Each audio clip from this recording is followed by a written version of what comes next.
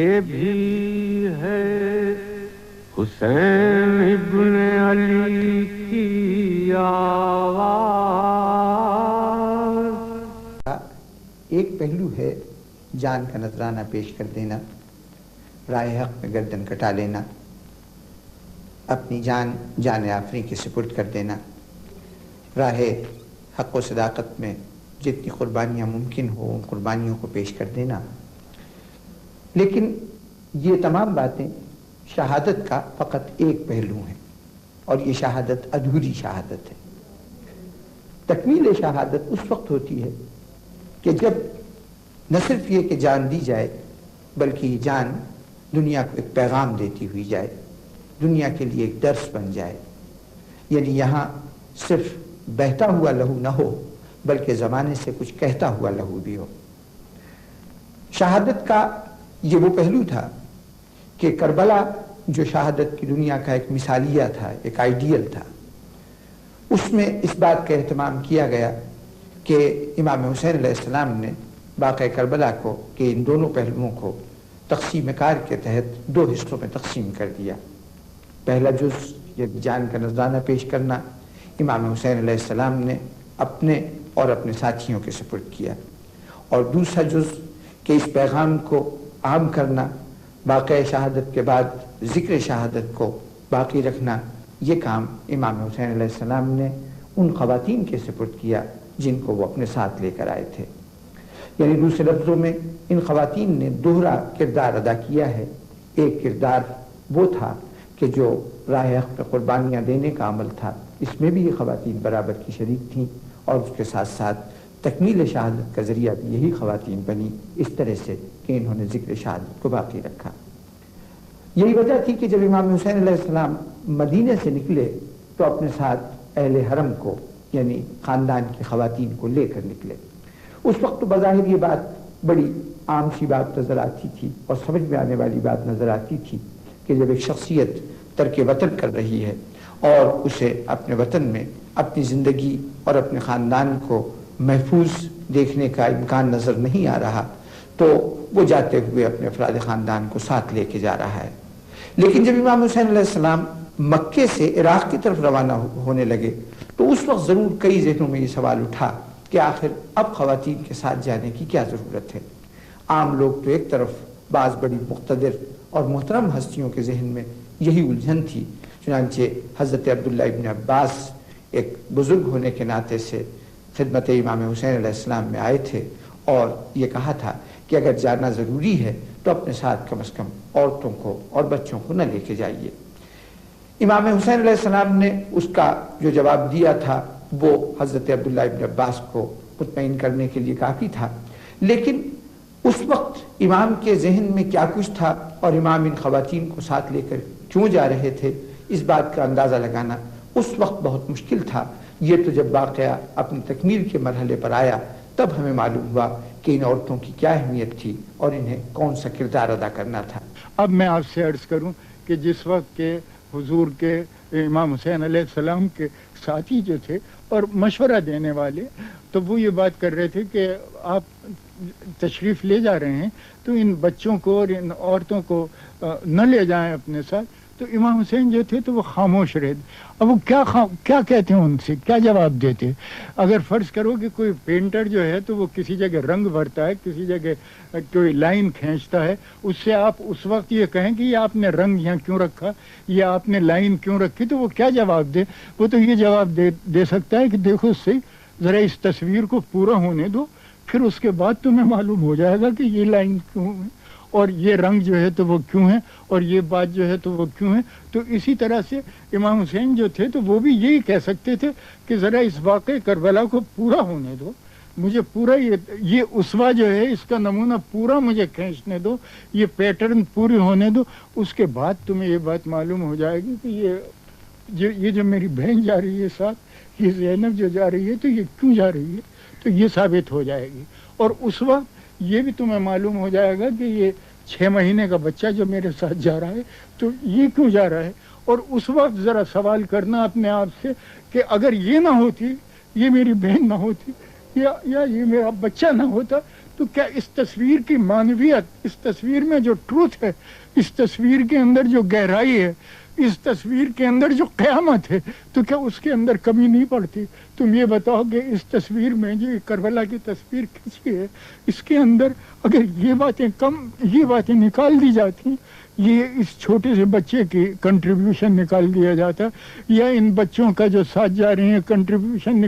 یا وہ کنٹریبیوشن نکال دیا جاتا کہ جو کربلا کے بعد، کربلا سے لگا کے اور شام تک جناب امام زین العابدین کا اور بی بی زینب کا کنٹریبیوشن ہے، تو تم یہ تو بتاؤ کہ پھر اس تصویر کے اندر تم یہ دیکھتے ہو کہ یہ تصویر اس کی معنویت کے اندر اور اس کی حقیقت کے اندر اور اس کی ٹروتھ کے اندر پھر کیا رہا؟ چنانچہ کربلا میں امام حسین علیہ السلام کی شریک کے سفر خواتین کو ایک بہت بڑے جہاد کے مرحلے سے گزرنا تھا۔ یہ جہاد کربلا کے مردوں کے جہاد سے بھی زیادہ بڑا جہاد تھا، اس لیے کہ کربلا کے مردوں نے کربلا کے میدان میں جس جہاد کا مظاہرہ کیا، یہ جہاد ان کے لیے کوئی غیر معمولی بات نہ تھا۔ امام حسین علیہ السلام جس گھرانے سے تعلق رکھتے تھے اور آپ نے جن ساتھیوں کو اپنے ساتھ رکھا تھا، وہ تمام اپنے پیچھے ایک ایسا ماضی رکھتے تھے کہ جس ماضی میں راہ حق و صداقت کے لیے گھروں سے باہر نکلنا، قتال کرنا اور اپنی جانوں کا نذرانہ پیش کر دینا ایک معمول کی بات تھی۔ لیکن خواتین جس جہاد سے دو چار ہونے والی تھیں، وہ جہاد نہ صرف یہ کہ ان کے لیے اجنبی تھا، بلکہ دنیا میں خواتین نے بڑی بڑی زحمتیں اور تکلیفیں اٹھائی ہیں، لیکن اس نوعیت کا جہاد کسی دور کی خواتین کو کسی بھی مقام پر نہیں کرنا پڑا تھا۔ ان مجاہد خواتین کے جہاد کا تذکرہ کرنے سے پہلے ذرا ایک نظر دیکھ لیجئے کہ یہ خواتین کتنی ہیں اور کون کون سی ہیں۔ ان خواتین میں 6 وہ خواتین ہیں کہ جو امام حسین علیہ السلام کی بہنیں ہیں، 3 آپ کی بیٹیاں ہیں، اور 4 ازواج کے علاوہ امام ہی کی 4 بھاوجیں، 3 بھانجیاں، 1 بھتیجی اور 1 بہو، یعنی خاندان رسالت کی کل 22 خواتین قافلے کا حصہ تھیں۔ ان کے علاوہ باقی 6 میں سے 3 خواتین تو اس گھرانے کی خادمائیں تھیں اور 3 اصحاب حسین کے گھرانے سے تعلق رکھتی تھیں۔ اس طرح مجموعی طور پر 32 خواتین کربلا میں ایسی ہیں کہ جن کے نام اور جن کی تفصیلات ہم تک پہنچتی ہے۔ ہو سکتا ہے کہ کچھ اور بھی خواتین ہوں جن کے سلسلے میں تاریخ نے یہ کوتاہی کی ہو کہ ان کا نام ہم تک نہ پہنچا ہو۔ اب آئیے ان خواتین کے انفرادی کارنامے پر ایک نظر ڈالیں۔ اس سلسلے میں ہمارے لیے مناسب ہوگا کہ ہم ان خواتین کے کارنامے کو 2 حصوں میں تقسیم کر لیں۔ ایک حصہ تو وہ ہے کہ جو انہوں نے کربلا میں سر انجام دیا، یعنی وہ کارنامہ کہ جو دوسرے شہیدوں کے ساتھ ان کے شانہ بشانہ ان بیویوں نے بھی کربلا میں اس میں شریک ہو کر جہاد کربلا میں حصے دار بن کر جس کارنامے کو سر انجام دیا۔ اور دوسرا حصہ وہ ہے کہ جو بعد کربلا شروع ہوتا ہے اور جس نے حقیقتاً ذکر شہادت کو زندہ اور قائم کیا ہے۔ جہاں تک پہلے حصے کا تعلق ہے تو آئیے ہم جس ترتیب سے ہم نے ان خواتین کا ذکر کیا ہے اسی اعتبار سے ان کی کربلا میں کارکردگی کو یا یوں کہیے کہ ان کی قربانیوں کو ایک نظر دیکھتے جائیں۔ امام حسین علیہ السلام کے ساتھ آپ کی 6 بہنیں تھیں۔ 2 وہ بہنیں کہ جن کو دنیا سگی بہن کہتا ہے، یعنی وہ بہنیں کہ جو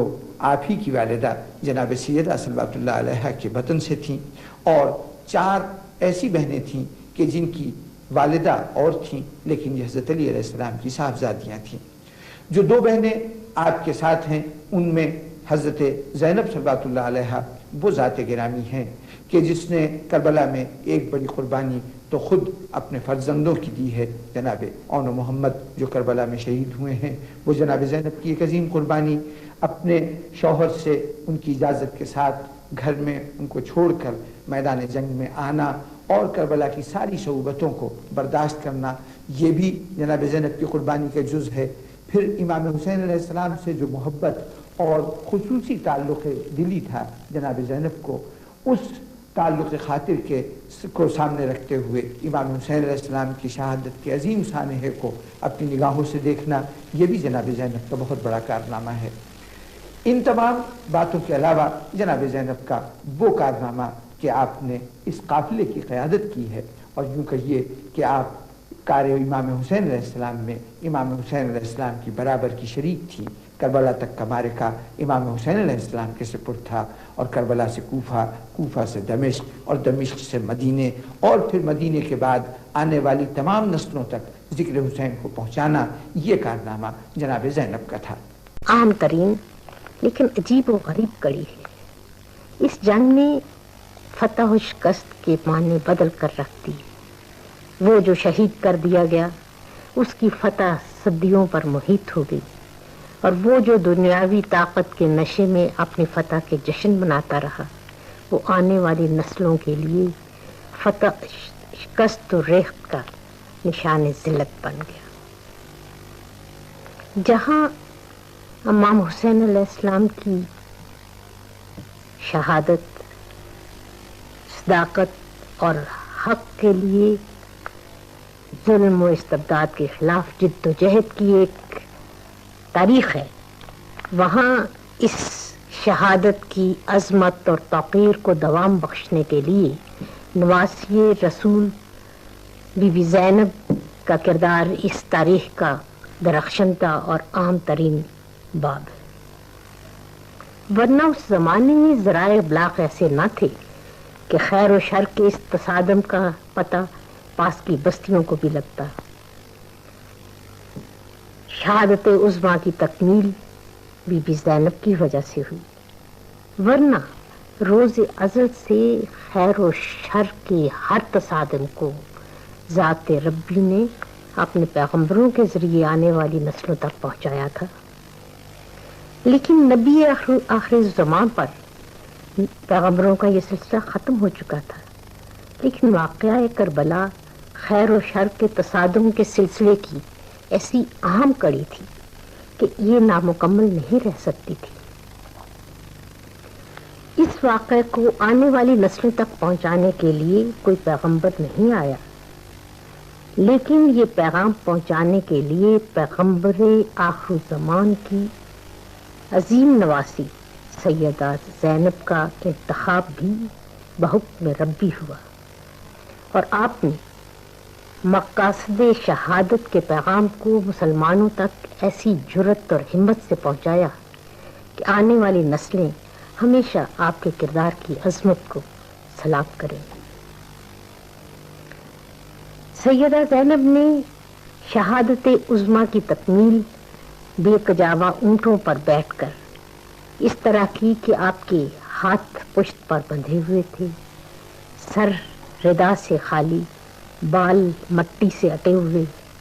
और इस बेकसी के आलम में असीरान करबला के काफिले की आप सरदार बनी। आप जो आपने दोनों जिगर गोशों और मोहम्मद को नाना के दिन पर निसार कर चुकी थी, लेकिन अपने हर गम को भुलाकर आप अज़्म व हौसले की चट्टान बन गई। कभी आप गम व अंदों की तस्वीर बीवियों को तसल्लियाँ देती, कभी पाबंद सलासल बच्चों और बीमारों की ढारस बनाती। जब ये काफिला बस्तियों के पास से गुजरता तो लोग ये सोचकर कि किसी बगावत की कैदी शाह वक्त के दरबार में लिए जा रहे हैं, तमाशा देखने के लिए खड़े हो जाते।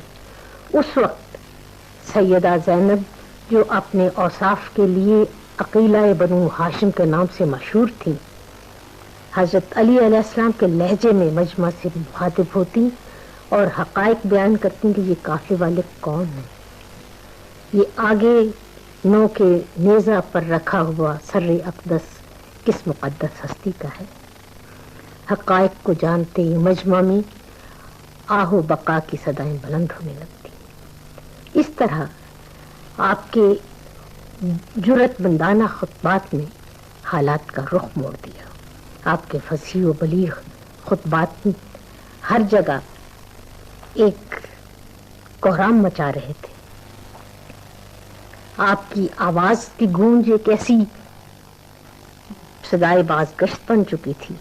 जो लोगों के जहनों को, लोगों के ज़मीरों को हर वक्त झंझोड़ती। मुअर्रिख़ तबरी और इब्ने तासीर लिखते हैं कि बीबी ज़ैनब की आवाज़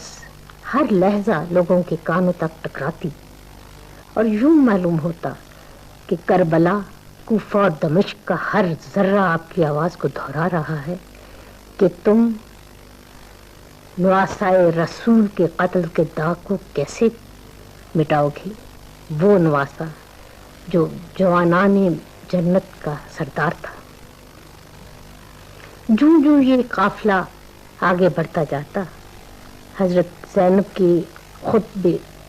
آتش فشاں پہاڑ کی صورت اختیار کرتے جاتے۔ یہ بھی تاریخ کا ایک عجیب واقعہ ہے کہ ایک لوٹا ہوا قافلہ جس کے تمام مرد بجز ایک بیمار کے قتل کر دیے گئے تھے، شہید کر دیے گئے تھے، وہ بے بسی اور بے سر و سامانی کی حالت میں بھی ایک اتنی مضبوط حکومت کے لیے ایک مسئلہ بنتا جا رہا تھا۔